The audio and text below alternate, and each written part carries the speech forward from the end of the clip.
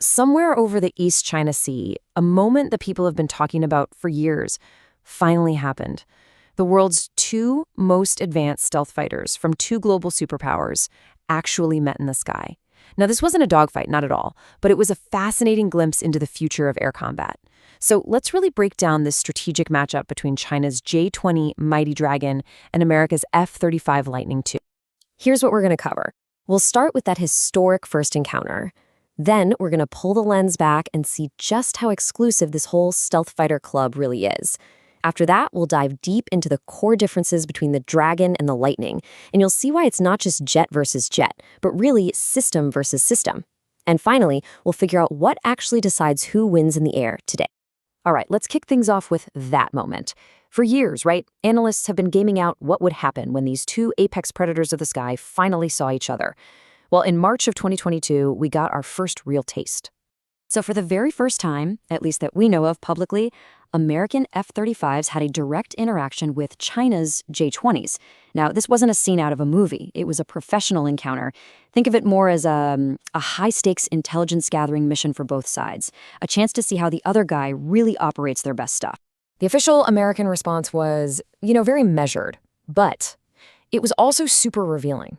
The key phrase from General Wilsbach here is command and control. What does that mean? It's how China was managing the jets, how they were coordinating them as part of a bigger system. The U.S. wasn't just impressed by the airplane itself, they were impressed by the network behind it. And that one observation, that's the crucial thread we're going to follow through this whole thing. Okay, so to really get why that encounter was such a massive deal, you first have to understand just how incredibly rare these airplanes are. We are talking about one of the most exclusive clubs on the entire planet. Just think about that for a second. For 34 years, from the time the F-11-17 Nighthawk came out in 1983, all the way up until 2017, the United States was the only country in the world flying a stealth aircraft. When China's J-20 entered service, it broke a monopoly that lasted for more than 3 decades. So today, across the entire globe, there are only about 1,000 operational stealth fighters in service. That is a tiny, tiny number. It just goes to show you the unbelievable technological and financial hurdles you have to clear to even get in the game. And when you break down that 1,000, it gets even more interesting. Almost 700 of them are F-35s flown by the U.S. and its allies. China is the clear number 2, with about 150 J-20s. And what about Russia's Su-57 program? Well, it's lagging way, way behind, with only about 16 jets. So really, when it comes to the stealth game, China is the only other major player. All right, so let's get to the main event, the core matchup. But look, if you're just thinking about speed and maneuverability, you are missing the real story here. This is a tale of two totally different design philosophies, built for two totally different missions. The J-20 Mighty Dragon. Think of it as a sniper. Its job is to fly deep into enemy airspace and take out the most critical support planes, the tankers that provide fuel, and the AWACS planes that are the eyes and ears of an entire fleet. The F-35, on the other hand, it's the quarterback. It's a flying command center built to suck in, process, and share data all across the battlefield, making every single allied ship, soldier, and plane smart. And these completely different missions lead to different ideas about stealth.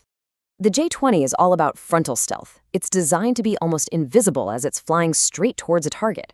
The F-35, though, expects to be deep inside a chaotic, messy fight, so it's built for all-angle stealth, making it incredibly hard to spot from above, below, or from the sides. Now, to really get this difference, we need a quick lesson on something called radar cross-section, or RCS. All it is really is how big a plane looks on an enemy's radar screen. And it's simple. The smaller the number, the later they see you, and the better your odds of coming home. And the difference is, well, it's mind-blowing. An older F-16, it shows up on radar looking like a large barn door. The J-20 is estimated to be somewhere around the size of a small shed door, definitely an improvement. But the F-35, it's like trying to spot a golf ball. And the F-22, America's top air-to-air fighter, it's the size of a marble. This isn't just a little bit better, it's a revolutionary jump in your ability to survive. So this huge stealth advantage plays directly into the arms race. China gave the J-20 a very long-range missile, the PL-15, so it can do its sniper job from way out. Right now, the U.S. uses the AIM-120. But here's the trick. The F-35's amazing sensors can guide that missile with incredible accuracy, essentially making a dumber missile act way smarter. And of course, the US is already working on the next thing, the AIM-260, designed specifically to outrange the PL-15. The race is always. And this is probably the most important shift in thinking we need to make. Because if you're still picturing a one-on-one dogfight, you're missing the entire point of how air combat works today. Let me say it again. This is not jet versus jet. It is about the entire web of sensors, weapons, and platforms that supports every single plane. It's system versus system. So China's system uses planes like the KJ-500 AWASS to spot targets for the J-20's long-range missiles. The J-20 is a very powerful piece inside that system. The F-35, though, it's different. It pretty much is the system. It's the central hub, that quarterback, at the heart of a massive network, sharing its all-seeing view with every other friendly asset on the battlefield. And that brings us to the final and most important point. The real advantage, the thing that wins fights, isn't found in the airframe or the engine or even the missile. The battle is really won or lost based on the quality of your network. And that network is way more than just technology. Look at the people. US pilots get about 180 hours of flight time a year. Their Chinese counterparts get around 110. That hands-on experience is something you just can't replace.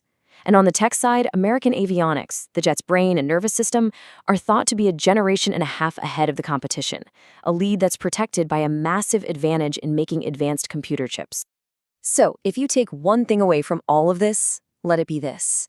In modern warfare, the winner isn't the fastest jet. It's not the one with the longest range missile. The winner is the one that's connected to the smartest, most experienced, and most resilient network. Which leaves us with one last big question. The J-20 is like the sharpest spear you can imagine, designed for one devastating strike. The F-35 is the core of the smartest network. And as these two powerful ideas continue to compete, you have to wonder which one is ultimately going to come out on top.